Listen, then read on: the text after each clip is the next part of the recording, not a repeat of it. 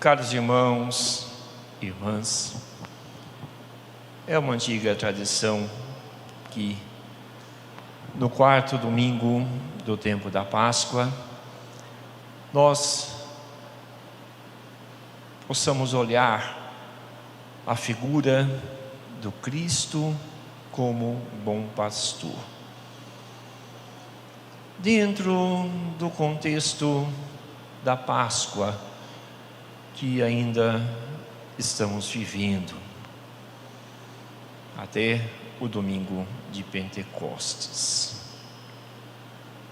Contemplar dentro desse tempo o bom pastor faz-nos bem, porque o mistério da Páscoa, da ressurreição, é envolto no mistério da cruz.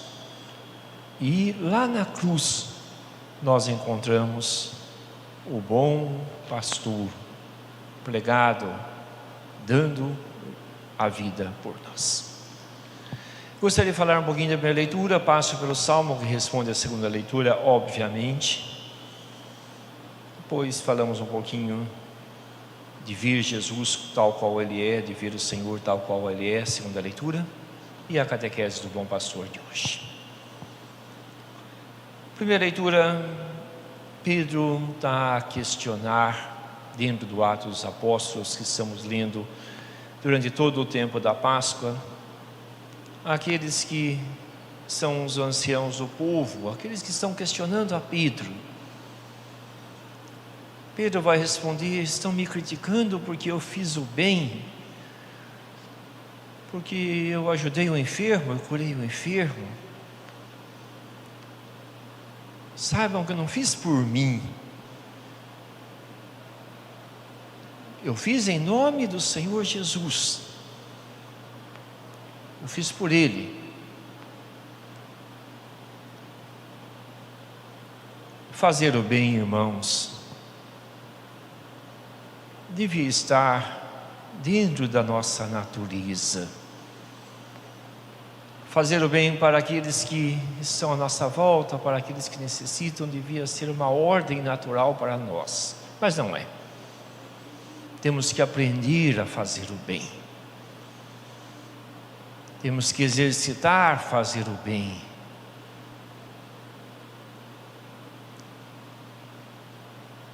A igreja nos ajuda um pouco nisso, o Evangelho nos ajuda um pouco nisso. A gente, por instinto, é egoísta,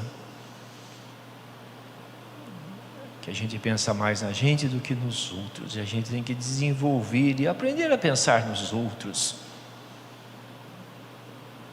É natural, se torna natural depois. Aqui Pedro reafirma: olha, ele foi curado não por mim, mas pelo Senhor.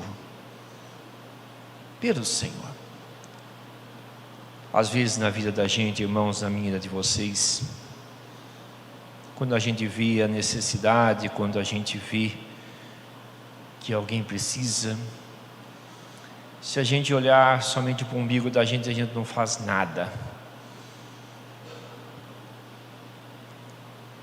De vez em quando a gente tem que pensar assim: não por mim, não por ele, mas por Deus. Fazer o bem. No mundo tão crítico como hoje, a gente limita o nosso bem, e de vez em quando o outro não ganha da gente aquilo que precisa, mas ganha a crítica, ganha o julgamento.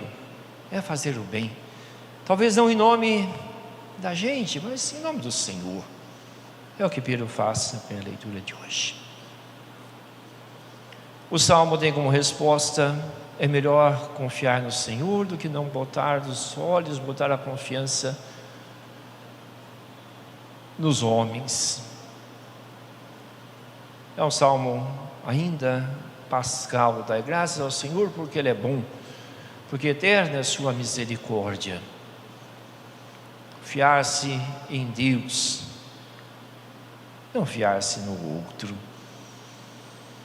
O final do salmo que responde a essa leitura, a minha leitura obviamente, A pedra que os construtores rejeitaram tornou-se a pedra angular. É a contemplação do Cristo de novo ressuscitado. Segunda leitura, carta de São João. Semelhantes um dia a Deus, ver a Ele tal qual Ele é. Dentro do coração do homem há um desejo de ver Deus, de contemplar a Deus. Obviamente, vamos pensar sem pressa, né? Não temos pressa nenhuma de ver a Deus lá, se estamos lutando pela vida aqui. Mas a gente anseia por ver Deus, por ver o Filho, por ver, enfim, a Deus. Qual olhar que a gente vai usar quando a gente poder contemplar a Deus? Qual olhar que a gente vai ter? O início da leitura vai falar: olha, caríssimos, vocês são filhos. Vocês são filhos. São chamados de filhos. E ainda João vai reforçar: e nós os somos filhos. Será que o olhar que nós vamos contemplar a Deus um dia será um olhar realmente de filho, que olha para o rosto do pai, de filho que olha para o rosto da mãe? Assim como nossas crianças correm para lá e para cá e procuram nossos olhos, e sabem que nossos olhos também procuram a eles.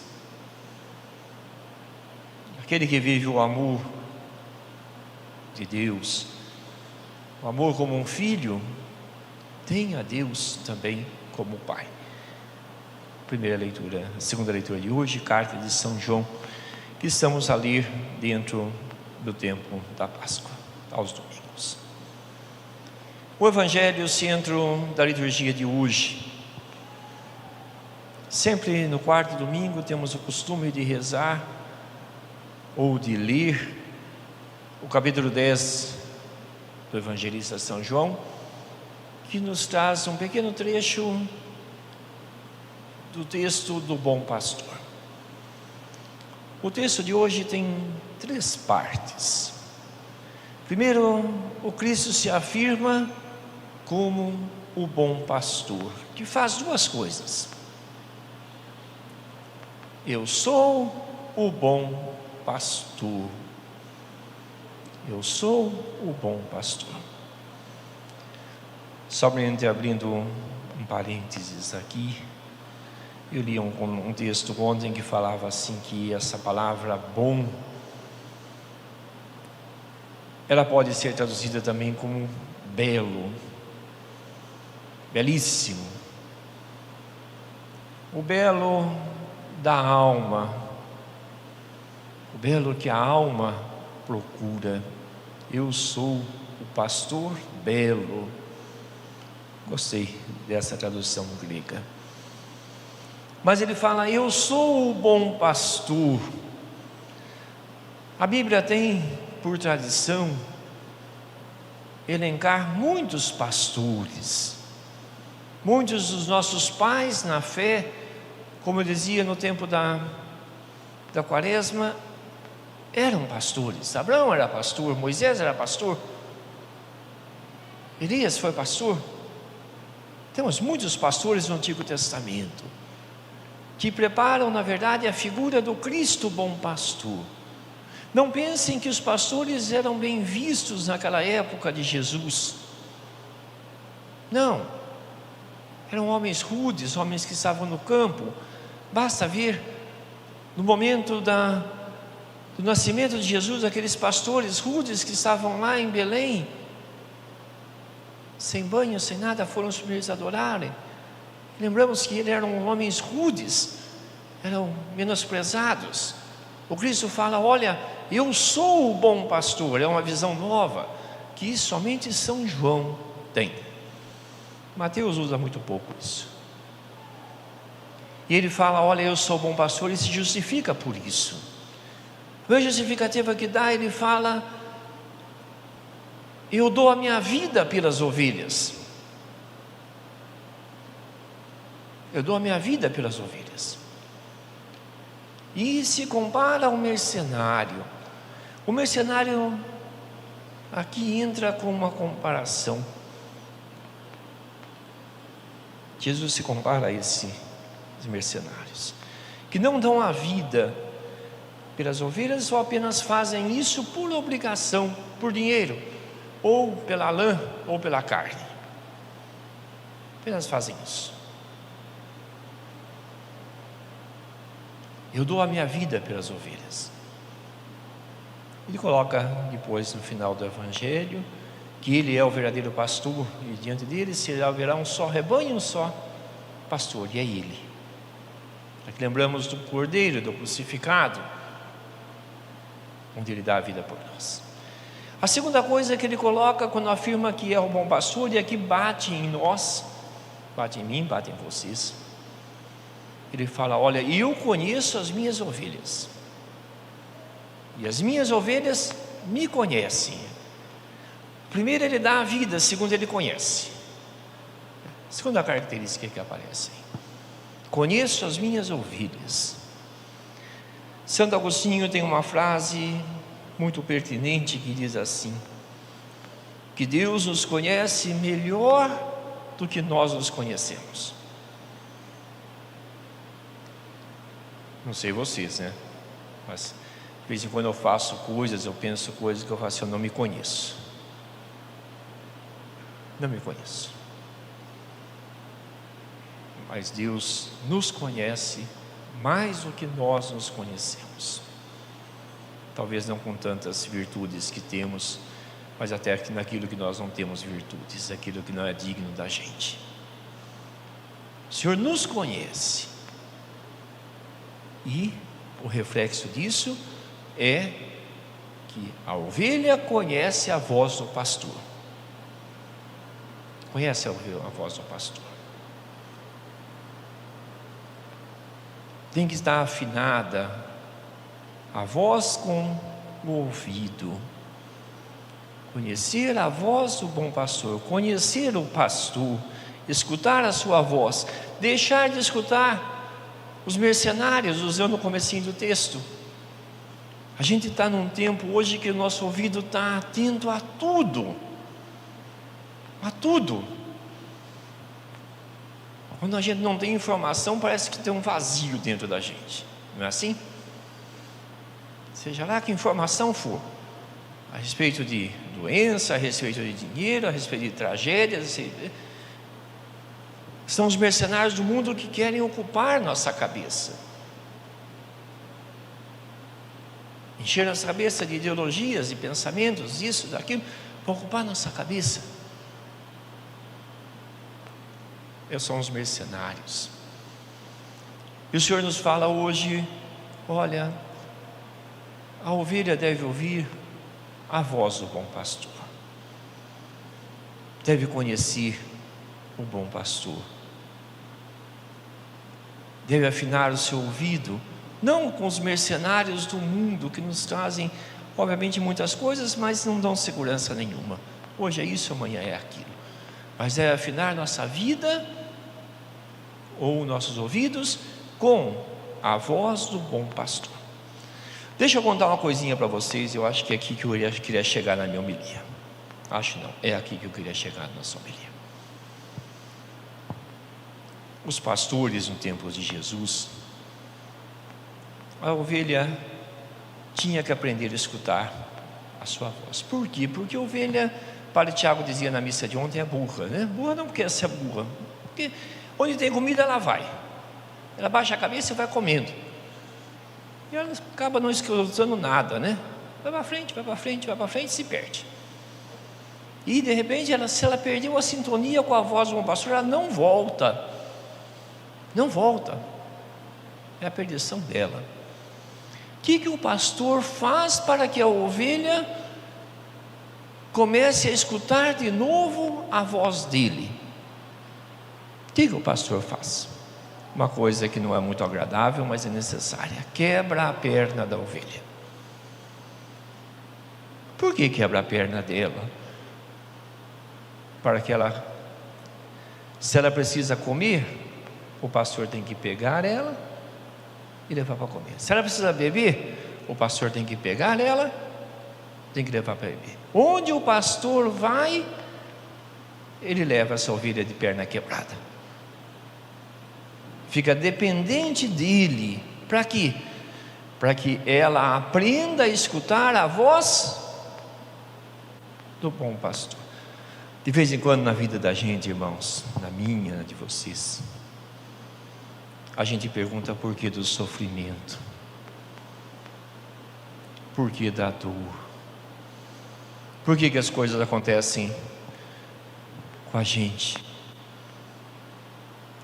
A gente pergunta, ainda mais nesse tempo que estamos passando de um ano e tanto para cá, que nossa vida de ponta cabeça, por que com o nosso tempo, por que com nossa gente, por que desse sofrimento?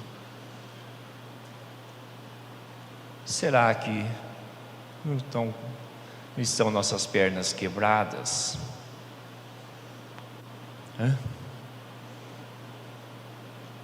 Será que o Senhor não permitiu isso?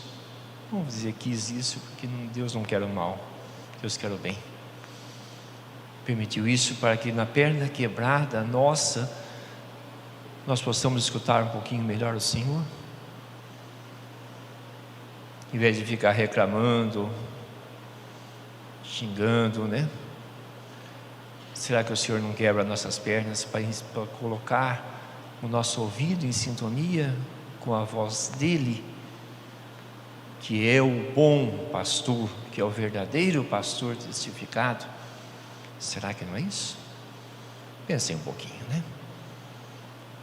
O Senhor sabe e conhece a cada um de nós, mas Ele quer também que nós o conheçamos, que nós o escutemos, que nossa orelha esteja em sintonia com a voz dEle. Terminando, ele fala: olha, eu dou a minha vida pelas ovelhas. Haverá um só pastor e um só rebanho. É o final, é o que a gente espera, né? Não todo mundo desunidos, mas todos unidos num só pastor, num só Cristo, num só Cordeiro, no Filho. E levar essa voz do bom pastor para os outros. Hoje nós rezamos pelas vocações sacerdotais, religiosas, pelo mundo, para que hajam pessoas que queiram realmente viver pelo Evangelho, do Evangelho, e tenham coragem de ser bom pastor para o nosso povo.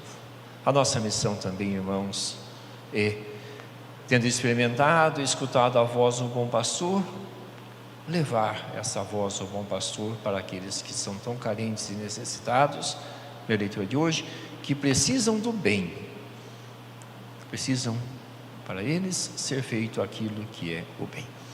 Que o Senhor nos ajude, que domingo do bom pastor seja para nós uma alegria, e que em torno da palavra e da Eucaristia nós possamos fazer comunhão verdadeira com o Senhor, com o bom pastor.